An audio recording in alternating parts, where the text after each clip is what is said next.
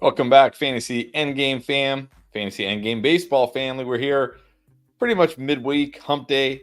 Get you caught up on what's happened so far in the week, what's going to happen the rest of the week, and hopefully help you with your fantasy teams for the rest of the week. But first, we do have to send our condolences to the Mays family. Baseball lost a legend this week. Willie Mays passed away at the age of 93, one of the greatest hitters of all time. Pierre, I know Willie Mays was before our time. We're old, but we're not quite that old. But I have memories of seeing highlights of Willie Mays as a kid, his, of course, over-the-shoulder catch. What were your thoughts of Willie Mays as a player from what you knew of him? Obviously not getting to see him live, but just what you knew of him as a baseball fan and historian. Yeah, and as old, relatively, as we are, we're not that old, all right? So never got to see most of the greatest of the greats play from past generations. But here's what I know. I mean, I'll just say my first year watching baseball was in the mid-'80s, 1985. When I grew up, especially back then, information being much more limited than it was now, right? You hear the biggest name you hear connected to baseball was Babe Ruth. You hear that he's like, the home run leader at the time.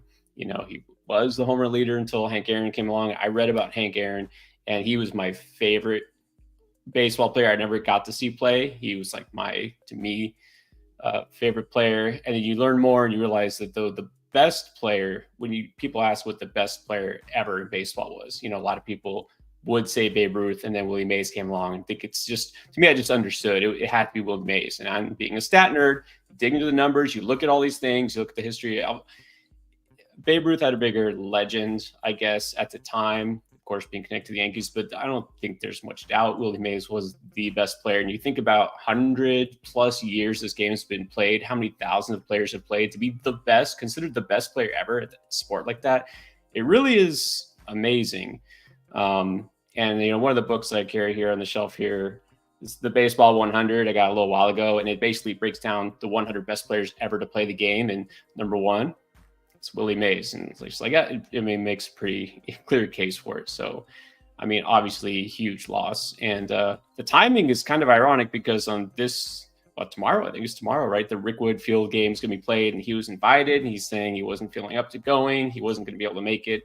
And then just the very next day after that, this happens. So I guess there's never good timing, but this is an opportunity to remember his legacy. And there's really, you can't overstate it. Definitely. Unlikely we'll ever see another Willie Mays, one of the greats of the game. Big loss, of course, for a legend there. So, yeah, obviously our condolences go out to him and his family and all his loved ones. But as often happens with everybody in life, life goes on, and we got to go on to another week of fantasy baseball. And life and baseball is going on for some players who we haven't seen this year, or maybe very little this year. And let's start with an ace, a true ace. Gerrit Cole will be starting tonight. Now, you've held Gerrit Cole all year on your IL spot. He's starting, but it's the Orioles. He hasn't pitched in months. You just have to put him in your lineup, or are you taking a wait-and-see approach here? Yeah, and it's interesting. The tide's kind of shifting here between these two giants, the two prohibitive favorites, in the American League. Orioles, I think before the season, were the favorite, but now all of a sudden they just lost one of their top pitchers, Cal Bradish, out for the season. Again, Tommy John surgery. And at the same time, the Yankees get their ace back. Think about the fact the Yankees have not only led the division, but they have the best record in baseball without their best pitcher. This has got to give Orioles fans a big scare, and Yankees fans have got to be feeling great with everything that's going on here. So the question for fantasy, you had Gerrit Cole, do you start him? You know the answer. It depends. It depends. Now, the Orioles, of course, still are one of the best offenses in baseball. And against right-hand pitchers specifically, I think as of right now, they are 10th in terms of batting average and 4th most runs scored versus right-handed pitchers. But I guarantee that none of the pitchers they have faced are Gerrit Cole.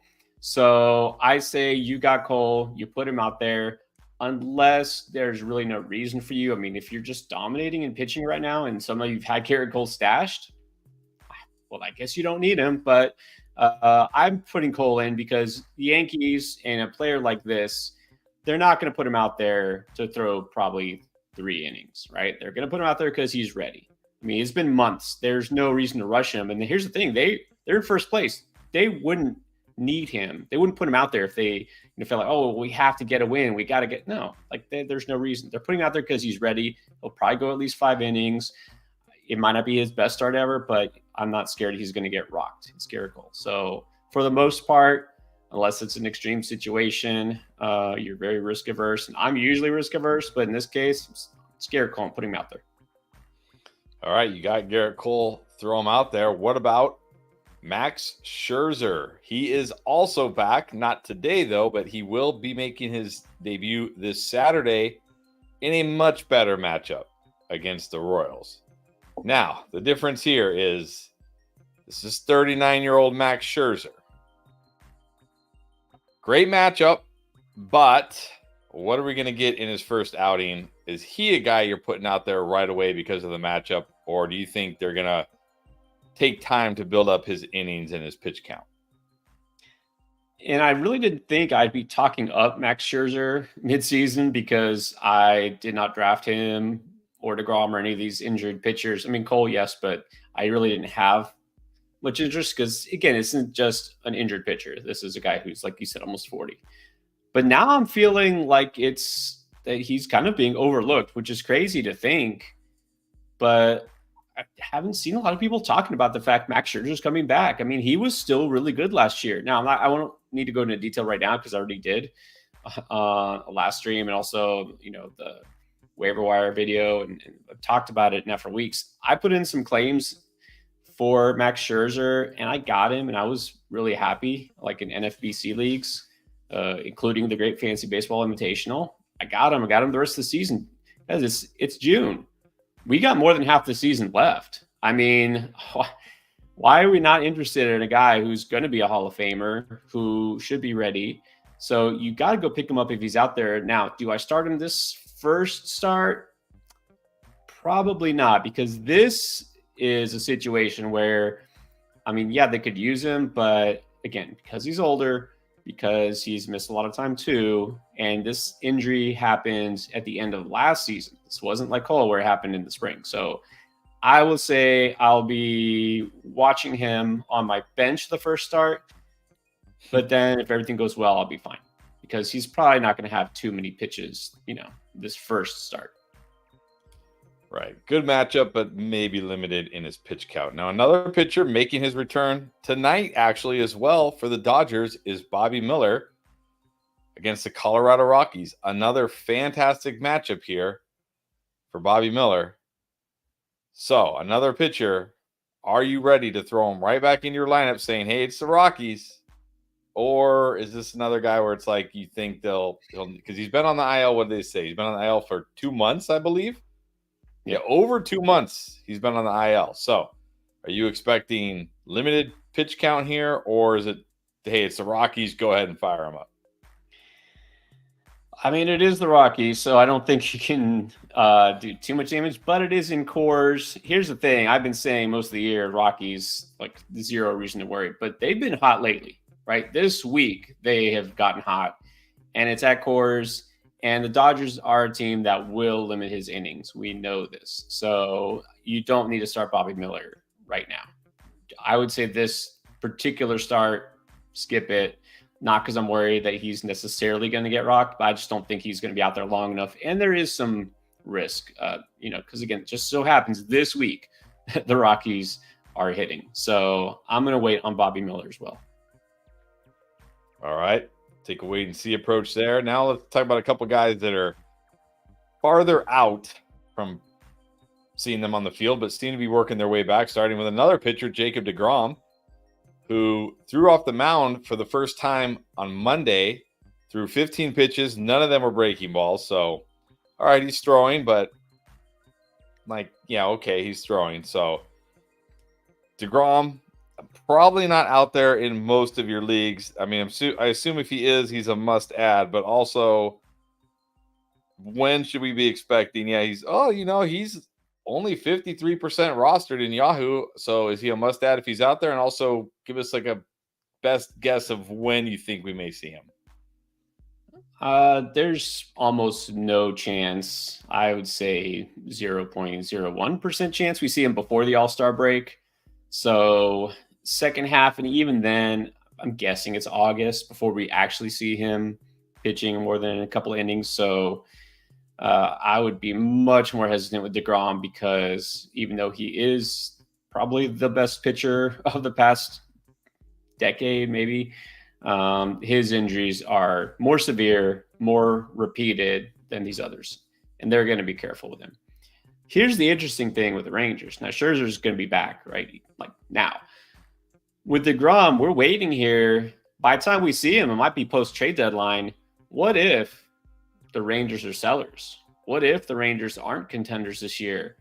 Then they're not pushing DeGrom out there for any reason if he's still on the roster. So I'm only stashing him if I've got an empty spot and I can afford to wait, 2 months. So I wouldn't make him a priority.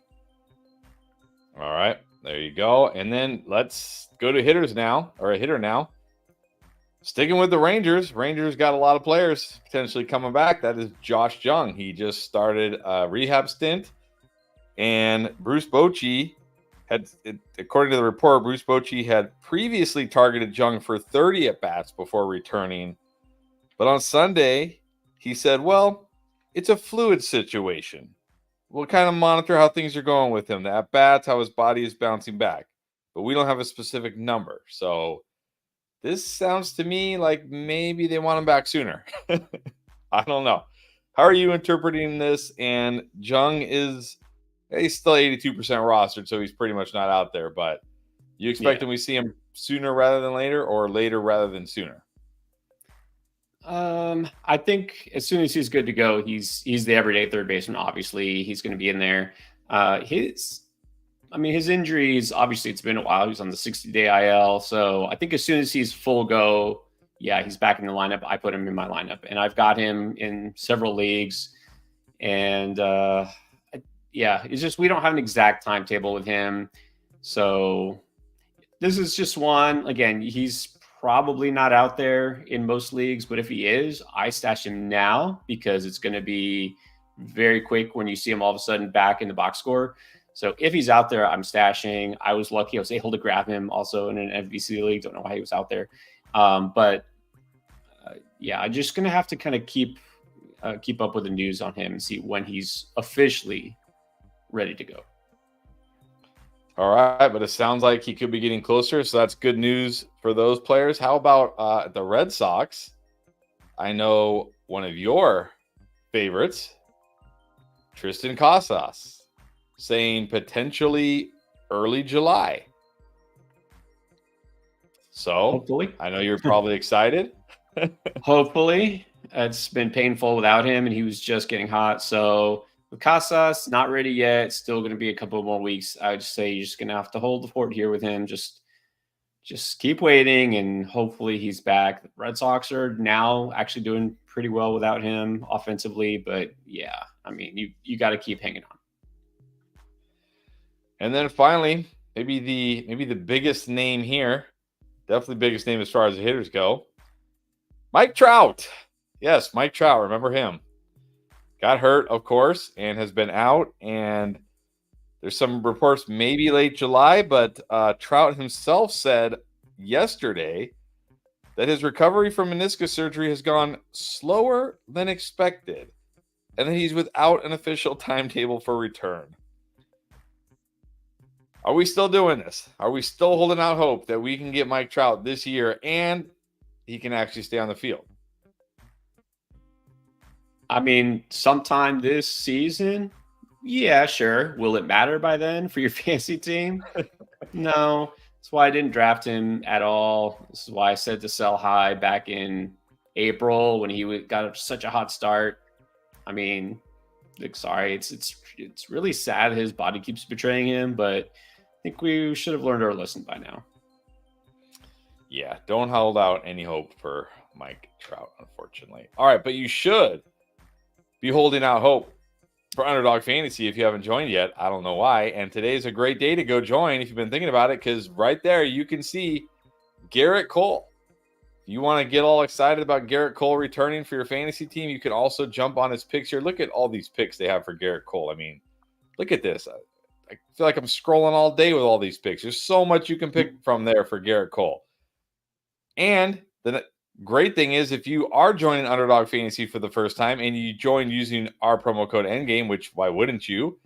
You're going to get a special pick that you can pair with Gerrit Cole. And right there, your special pick is a winner, guaranteed.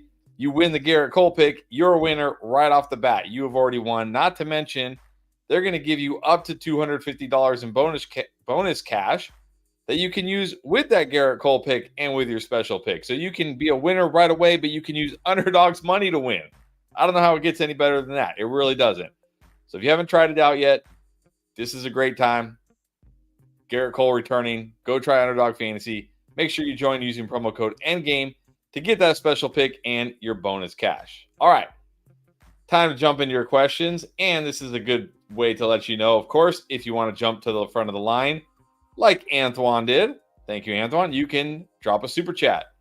That will guarantee your question will get answered and you will jump the front of the line. No waiting whatsoever. So, Antoine, jump into the front of the line here with our first chat and super chat. Needs to drop either Jared Jones, Blake Snell, or Tanner Bibby to activate Gerrit Cole. Who you dropping? Well, I mean, this may not help you, but the answer is I don't really want to drop any of them. And what I really would like to do is to try to trade Jared Jones. But if you're trying to activate Gerrit Cole for, I don't know, tonight, like the next few minutes, you don't have that option. So, you asked me a few weeks ago, maybe Bibby was so rough, but he's gotten much better lately. He's still a talented young pitcher. He's figuring it out. I would say I would keep him. I don't want to drop Jones, really. He still has some trade value, I think. So I would say right now you can drop Snell because he's on IL, although I really am curious because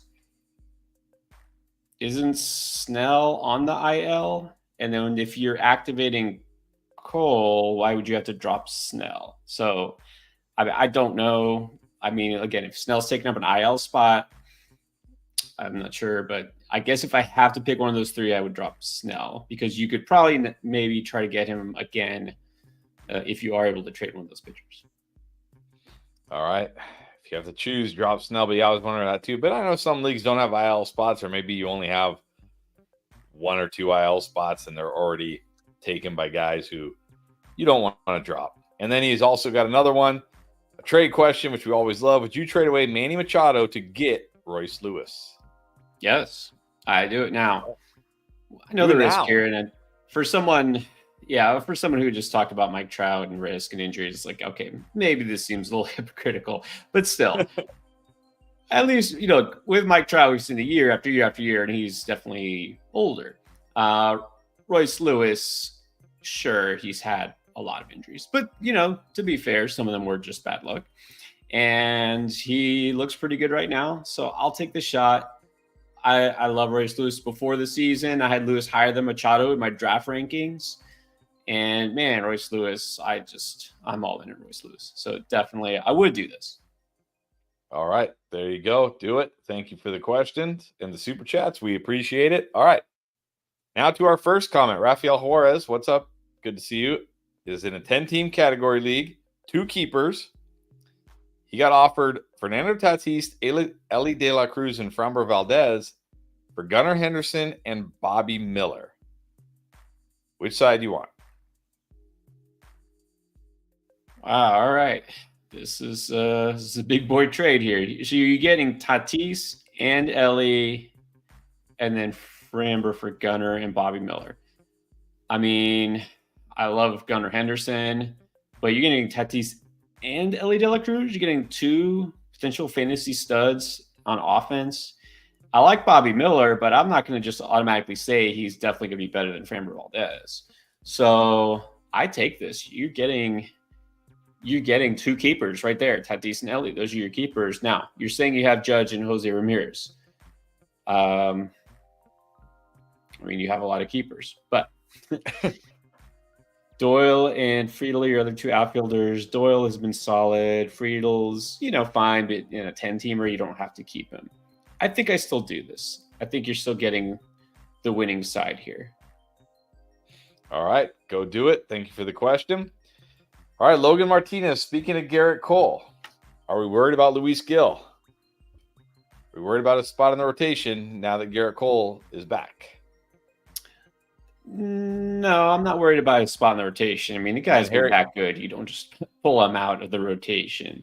They're not dumb. They're not the Marlins or anything. So Gil is going to keep his job. The question is, will a guy, actually, I don't even think there's really much of a question with the rotation now. I mean, when Clark Schmidt comes back, I think maybe the question is, do they go to a 6-man rotation? But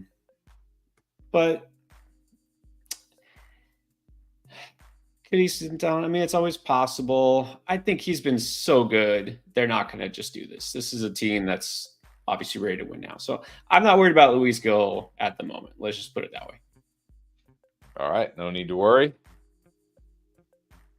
All right. Brandon Norris wants to know, what's up, Brandon? Do you think Verlander is droppable?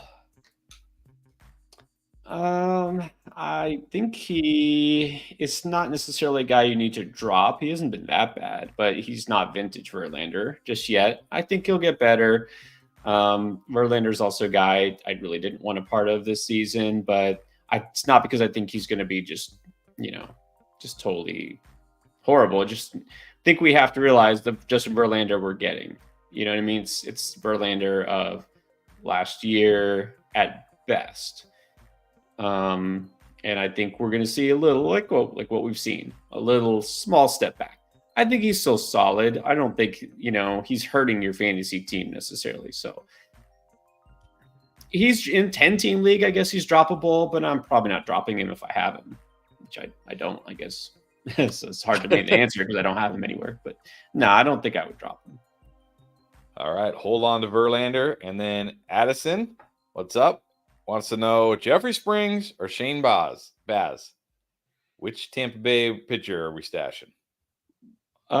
Which one? I would prefer Baz. Now, we might see Springs pitching before Baz, but I would still go for the upside here. I would go with Baz. All right, go with Baz. Thank you for the question. DJ Andre, what is up? Good to see you. Are we dropping Walker Buehler? He's actually dropped in our league today, so I guess some people are dropping him. Are we dropping him or holding him? He's not doing much to convince you that you need to hold him, is he? This is, again, I know I probably should stop saying I just have 0 Walker Buehler, didn't draft Walker Buehler. I would drop him because he's obviously not giving you anything that you can't get from a replacement player on waivers. All right, there you go. Frank is last in average.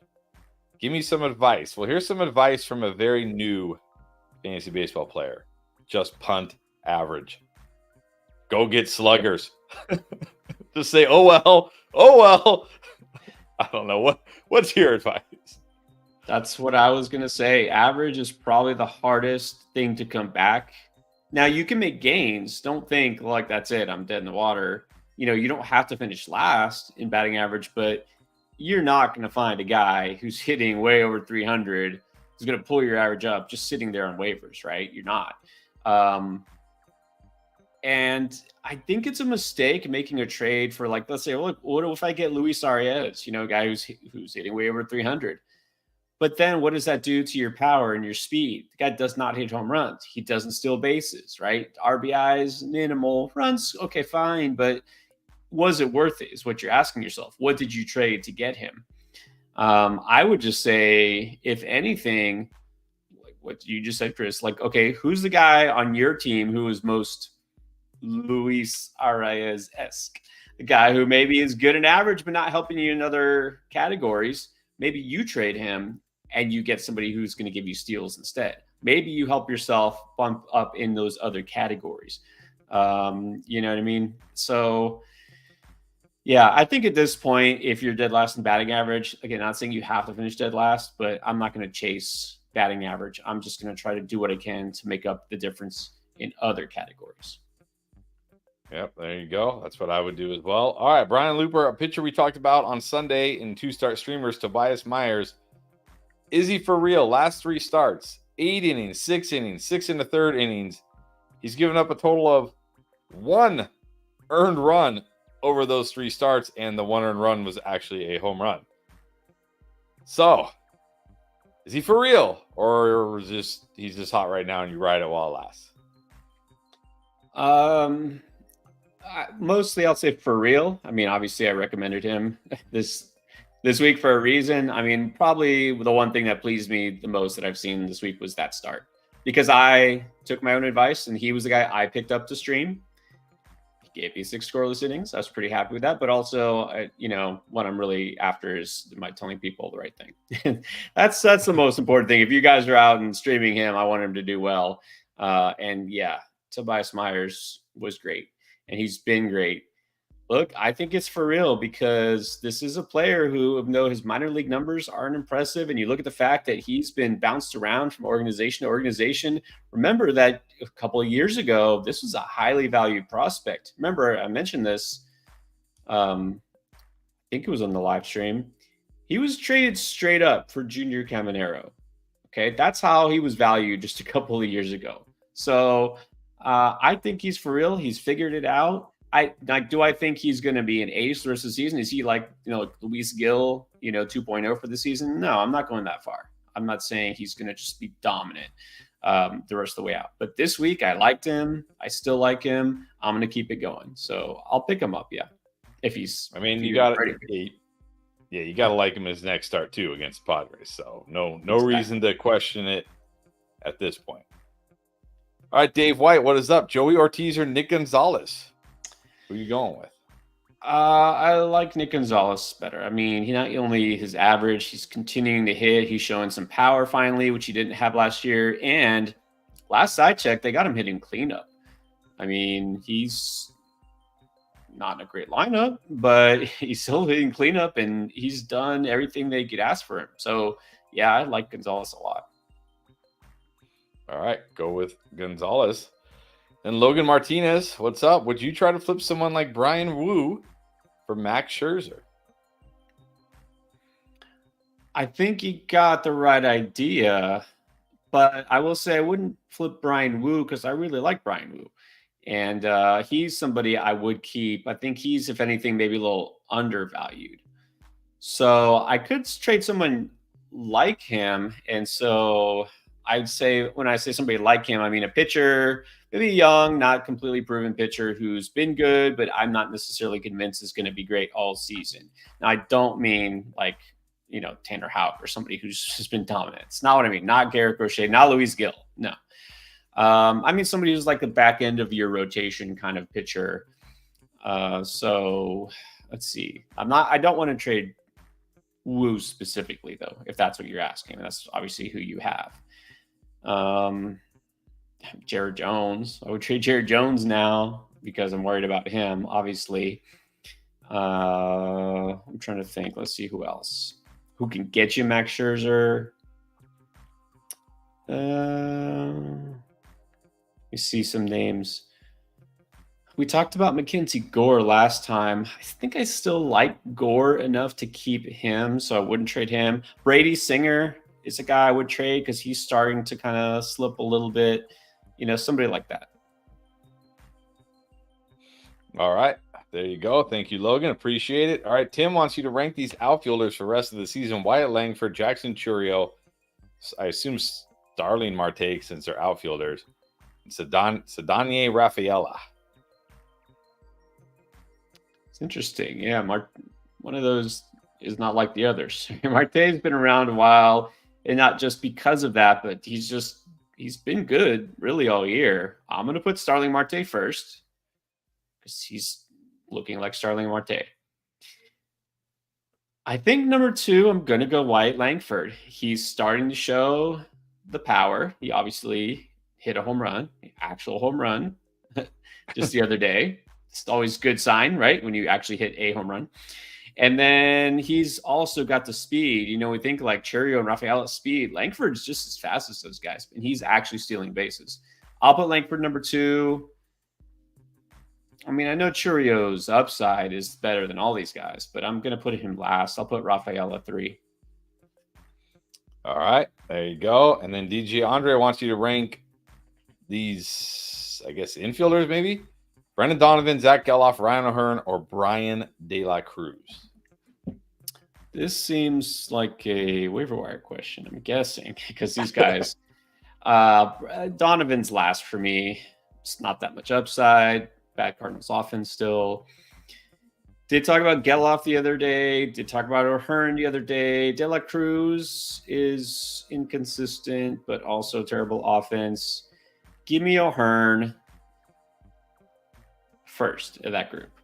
And then I would probably put Geloff second. All right, there you go. Thank you again for the question. MP31, rest of the season, David Hamilton or Mark Vientos? Ooh, well, do you want speed or power? That's basically what it comes down to. I like them both. Rest of the season, I think what we've seen so far from David Hamilton, I guess I'm not as yet convinced he's going to keep it up. But until it stops, I'll just say right now, I'll go with Hamilton because the steals are more valuable. Vientos, I feel, is more likely to get into a cold snap at some point. And Vientos is hot right now, so is Hamilton. But I think I'll go Hamilton. All right, he's going Hamilton. And then Yakir with some pitcher rest of the season questions. A lot of rest of the season questions tonight. George Kirby or Logan Webb rest of the season? That's really close. Really close. I mean, I don't think you can go wrong either way, but I do tend to like Kirby a little bit better. Webb has had some issues on the road, very well documented. I feel like Kirby just kind of got off to a slow start because he had a couple of rough outings. I'm hoping that's just out of his system now. And I'm going to go Kirby also. I think it helps Mariners. Mariners are contenders right now. I'll just put it that way. I'm not convinced they're going to win the division, but they're contenders. Now I'm not sure the Giants will be. But I like Kirby better, a little bit better. All right. And then is Tanner Houck? Did I get that right? I feel like I got that right. Is he better than Grayson Rodriguez? Is he better than Grayson Rodriguez rest of the season? So you're asking, is Houck going to keep it up? I mean, if he does, then yes, he is. I love Grayson Rodriguez, but right now Tanner Houck's having his breakout season. I don't know. I don't know if he's going to keep this up. I think they'll be close, but I think right now we just can't bet against Houck. All right. And then Tim is in an on-base percentage league. Are you continuing with Cal Raleigh as your catcher, or are you looking elsewhere? You could probably look elsewhere because Raleigh's never really going to help you in average or OBP. What he helps you with is home runs, but you can get comparable power from other catchers. So I think there's enough names out there floating on waivers that you could probably go elsewhere because it's not like he's hitting that many home runs this year either. I mean, you get a guy like Shea Langoliers hitting just as many home runs. His OBP is worse, of course, but they're both bad. So what's the difference? Yeah, I think I'd look elsewhere. All right, Rafael Juarez traded Ronel Blanco for Pablo Lopez. Is he going to regret it? Look, this week you're regretting it because this week Blanco was better. Lopez, I know, just turned in another kind of stinker, but I'm still betting on Lopez. I'm probably going to go back. It's like circle the wagon next week and call him a buy low again. Maybe I'm a sucker here, but no, I think you're still going to be happy with Lopez. All right. And then MP31 again, a couple guys you talked about, I think maybe you talked about Shane Baz on Waiver Wire and Robbie Ray on Beat the Breakout, maybe both on Beat the Breakout. I don't remember, but I know you talked about both of them this week. So if you got to add one, are you adding Robbie Ray or Shane Baz? I think it's got to be Baz because he could come up anytime. Ray is still, we're waiting. I know I said Robbie Ray is a nice sneaky stash because, again, people have just completely forgotten he exists, which makes sense. But this is more of a long-term thing. It's going to still be at least a couple weeks till we really potentially see Ray or at least hear about him. He's on the road back, but yeah, I'm going Baz. All right. Baz. And then how about a couple of struggling pitchers? Well, one's injured, but he was struggling before he got hurt. Rest of the season, you like Cutter Crawford or Blake Snell? Again, I think that Snell could be a nice buy low, but if you're asking me who I'd rather have, I'll still go with the guy who's been good rather than the guy who is bad and hurt. Just the way I think. So I'm going to go with Cutter Crawford. All right, go with Cutter. And then Tim, another guy you talked about, Ryan Pepio, or Mark Vientos, who you talked about a while ago. So obviously a pitcher or a hitter here, but he says he has other good pitchers. So are you just taking the hitter or you adding the pitcher? Well, if you ask me in a vacuum which of those players I prefer in fantasy rest of the season, it's Pepio. But this is really just a matter of team need because obviously you're talking about a starting pitcher versus a hitter, and you're saying you already have other good pitchers. That Pepio doesn't really start for you if he doesn't really make your rotation. You know, if you need a hitter with upside, Vientos makes sense. But if Vientos is just a bench bat for you, if he's depth and you're just grabbing him because he's hot, then no, I would rather go with Pepio because it is also generally, even though there has been keep saying it's a great year to stream and a lot of good waiver wire options. I mean, pitchers like this out there, it's still generally harder to find a good starting pitcher than a hot bat. All right. So if you need hitting, go Vientos. Otherwise, go Pepio. Then MP31, again, what's going on with Davis Schneider? Is he not in the everyday lineup anymore? Is he crashing back down to earth? What's going on here? It's really hard to know. Maybe this is part of the problem with the Blue Jays is what are they doing? Like, they don't really seem to know what the direction is. And Schneider specifically, it's like they keep jerking him in and out of the lineup, and they keep calling guys up and back and forth from the minors. And it's like, do you think they're going to give him a role? And they don't. They called up Aroldis Martinez finally for him to sit on the bench and not play. Like, what?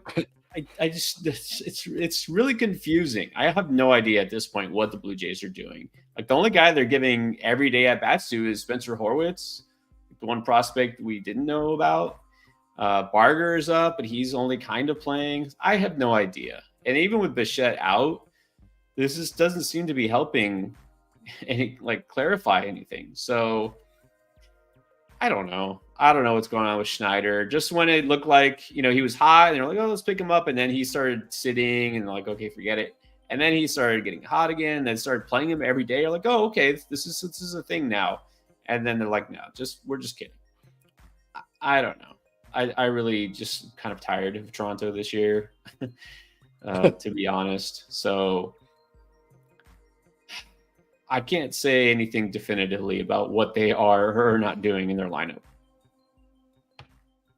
All right, but Schneider actually, I looked, he's still hitting pretty well. So I guess you just got to accept the fact that when he's out, he's out. When he's in, you're probably mostly starting him. He's still hitting pretty well. What about Spencer Schwellenbach? Wilson wants to know, is he a hold? Grabbed him as a streamer, had a nice outing, 6 innings, 1 earned run, 7 strikeouts, but that was the Tigers. Now he gets, I think his next matchup is the Yankees. So, are you holding him and are you starting him against the Yankees? All right. Very good question. And in fact, because the waiver wire video for this week is going to come out, and I'm going to talk about Schwellenbach. Now, if he pitches against the Yankees, of course, there's absolutely no way I'm starting him. Any pitcher right now who isn't an absolute ace against the Yankees on the road. I'm not sure when his next scheduled matchup is for sure, though, because he just pitched and they do seem to have days off. But anyways, I will say this. I'm not calling him an ad, not a must add, But look, in fact, his next game might come against the Cardinals. If he's pitching against the Cardinals, I'm starting him. But yeah, if it's the Cardinals, then definitely. Yeah, the Braves do get the Yankees for 3, but I don't think he's going to necessarily pitch in that series. But yeah, I'm going to add Schwellenbach, or I guess hold. You already picked him up, but I'm going to say this is hold. Look, with rookie pitchers, we tend to see one of either 3 things. They come up, they're lights out, they're great, and then hitters start to kind of figure them out, and then they start to come back down to earth. Okay, Jared Jones. Or, like Schwellenbach, they come up, they get roughed up for 2-3 starts, they just get lit. And then they start to figure things out, and the nerves go away, they make adjustments, and they get better, and then we see the positive progression. Or it's the roller coaster ride. It's like you never know which guy you're getting on any given day, which is the most frustrating one. With Schwellenbach, we're seeing, of course, the second one. He was horrible for 2 starts. He's been great for 2 starts. He's figured things out. This is a good pitcher. This is not one of the youngest rookie pitchers out there. I think he's like 25. And the Braves need him, so he will stick if he's good. So I'm picking up Schwellenbach, and I'll start him against the Cardinals. All right, yeah, if it's Cardinals, almost a must start. You can almost start any pitcher against the Cardinals, it seems. Yeah. All right, Tim is thinking about trading Elly De La Cruz, or is he gonna get hot again? I'm looking at his game logs. Okay, 2 offers in a row, but before that, 3 for 4, 2 for 3 with a home run, 2 for 4. I don't think he's slumping necessarily, but are you trading him? Is he going to get hot again? Of course he will. And then he'll get cold again. I mean, I just talked about roller coaster, right? This is the ultimate in terms of hitters. And it's funny how you hear out of any player, when he is hot, when he has a week where he hits a home run and he is just going off, all the victory laps from everybody who loved Elly De La Cruz. And the last couple of weeks has been crickets, because nobody wants to say, hey, he's hitting 138 over the last 2 weeks or whatever it is. This is how he is. But it doesn't matter. He's going to lead the league in steals. He's going to score a ton of runs. So, no, I wouldn't trade him unless you're getting an absolute stud in return for him. Don't trade him because you're worried about him. Right. All right, Anton with another super chat. Thank you. Would you consider Machado and Adolis Garcia to get Jose Ramirez? If I'm getting Jose Ramirez, then yeah, I think I would do that, because I feel like Adolis will get better, and Machado is what Machado is, but give me the sure stud. I would rather have Jose Ramirez. Yeah, I think I would consider that. I mean, if you can get another little piece thrown in there, some depth or a rookie or somebody who get hot, but yeah, I would take Ramirez. All right, go get Ramirez.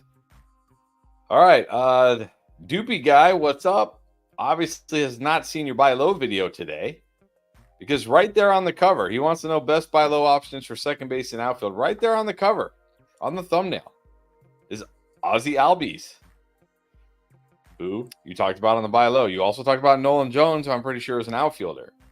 So outside of Ozzie Albies and Nolan Jones, who you talked about on the video, any other guys you can potentially buy low on? Yeah, check the video. And in fact, I did film that yesterday afternoon, and last night Ozzie Albies, I think, had a triple, and he stole a base. I mean, it's not saying he's going to catch fire necessarily, but yeah, this is a good time to get Albies. Obviously a good buy low. Nolan Jones a little riskier, but obviously there's a ton of upside there. Who else could you buy low at second base? Let's see. I'm not going to go Gleyber Torres. No, sorry. I'm worried about Nico Horner. I'm not calling him a buy low, so I would say no, don't go there either. I mean, a very, very cheap buy low. Maybe Jonathan India. I don't know how much value he'll get you rest of the season. It's not really a lot of second basemen I love to buy low on, just to be honest, but I would say those are the main names. Outfield, let's see. Who could you buy low in outfielder besides Nolan Jones? I mean, I talked about Wyatt Langford as a pickup. He could be also a buy low depending on your league. Talked about him last week.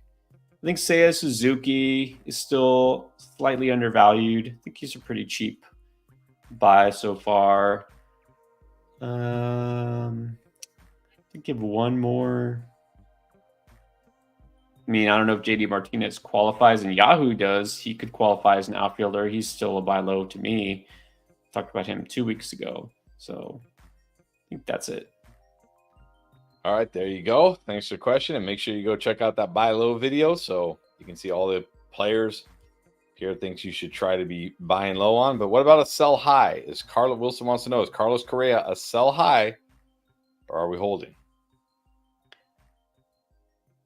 Well, I'm holding because I think he's going to continue to hit, and his X numbers are great. I mean, the power isn't completely gone. He's not what, prime Carlos Correa was. I don't know that we'll ever get the Astros version of Carlos Correa, and he doesn't steal bases, obviously. I just don't know how high you're really selling him. I mean, what are you really getting for Carlos Correa? Probably not that much, not more than what he's going to give you. So I'm just going to hold for now. He's still going to help you out with average. So just hold. All right, just hold. And Teddy dropping the super chat. Thank you. Says, hey, just want to say, keep up the great work. He's saving his questions for Sunday. All right, we'll see you on Sunday, Teddy. Appreciate it. All right, Frank. Jonah Heim or Connor Wong, rest of the season, who are you taking at catcher? I think at this point, I'm just going to say Wong because it's not like Heim has been really helping with power. Obviously the average, Wong gives you the advantage. Heim's just not really having a good season. So I know we feel like at some point Connor Wong, his average will plummet, but until it happens, just keep rolling with him. All right, go with Wong. Wilson again, do we sell Jackson Merrill or is this run sustainable? You can sell him. I don't feel like his power is necessarily, I don't say sustainable, but I don't think it's going to continue at the recent pace. I mean, he's had a little mini power binge. If you're in a non-keeper league, I'm not sure how much you're getting for Jackson Merrill, but yeah, I think he's a guy that a very young player. Obviously, he's playing every day, which is very nice. That in and itself has a ton of value. He's helping you modestly across the board. So this is a type of player that you could just kind of keep in there and feel like, yeah, he's good. He's helping me out. If somebody's in love with Jackson Merrill, think he's gonna, have a huge second half, yeah, I don't mind moving on from him. All right, so sell high if it's a sell high, like we always say, right? Sell high Exactly. if it's an actual sell high. Speaking of selling high, I think we've sold high on all the questions tonight, unless we get some here under the gun, which does tend to happen. We're almost at the hour, so another good night of fantasy baseball questions. Obviously, the evening games are starting to ramp up here. We have a lot of games tonight still to come, so hopefully all your players do great and all your pitchers pitch well tonight. And of course, like Teddy said, we will see you back here on Sunday. We will be back live streaming on Sunday to wrap up the week and get you ready for the week ahead. And of course, like I said, don't miss the buy low video that dropped today. There was Beat the Breakout yesterday's prospects to stash. Waiver wire will be out Friday, so make sure you check that out. And of course, Tim, under the gun, as always. Not you, Tim, as always, but we always get one under the gun. Albies or Jackson Holiday? I mean, man, look, I've had Jackson Holiday in my NA. First of all, I started him for a long time getting nothing. And then I've had him in my NA slot. If somebody said, here, you want, okay, never mind. It's a Dynasty League. I guess that changes things. Okay, Albies or Jackson Holiday in Dynasty League? Yeah, for Dynasty, it's a different beast, but this is always the question, right? The super young player, the number one prospect, or the guy who's in his prime and has done it, right? The veteran, or I still say prospect because he's not with the major league club right now, or he still counts as a rookie. I mean, I'll ask you, Chris, you play in a lot of dynasty leagues, of course, in football. does this come down to basically, are you a win now or are you rebuilding, right? It's like, do you want the guy who's going to help you now or later? It's kind of how I Exactly. see it. But how old is Ozzy Albies Albies? is 27. He's like in Okay, his so he prime. probably but he turns 28 in January. Yeah. See, when a guy's in his prime, obviously in football, it's a lot different because you get like running back primes and quarterback primes and tight end primes and wide receiver primes are all different, right? Like a running back, like a 27-year-old Right. running back, it's like, do I want this guy? A Well, 27-year-old, 27. Yeah, in baseball, 27 is prime. In football, for a running back, it's like you might as well go to the retirement home. right? A 27-year-old QB, it's like, yeah, give me a 27-year-old QB. So, right. Yeah, it probably comes if you're like if you're in a team that's like, hey, I'm not going to contend for years, then I would probably maybe go Holiday. But if you're a team that is in any way contending, give me the guy who's in his prime, who's good. Yeah, I mean, I say that because long term, you said, well, yeah, I prefer Holiday. This is not a pitcher, right? In baseball, I mean, these guys, Albies should be good for at least several more years, right? Holiday should have a career of 15 years maybe ahead of him. I'm not making trades and planning for 15 years from now for my dynasty league because a lot of things change. But look, Jackson Holiday is not going to help you win this year. If you're a contender and you need Ozzy Albies as your second baseman and you don't have anybody who can fill that void, I know he hasn't been great. I know I just called him a buy low, but still, he's better than most second basemen, even in a bad season. If you're going to potentially win this year, like you're near the top of the standings, just keep Albies or get Albies.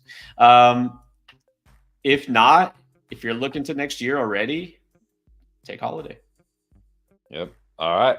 There you go. Thanks for the question. And like Teddy says, hit those likes, boys and girls.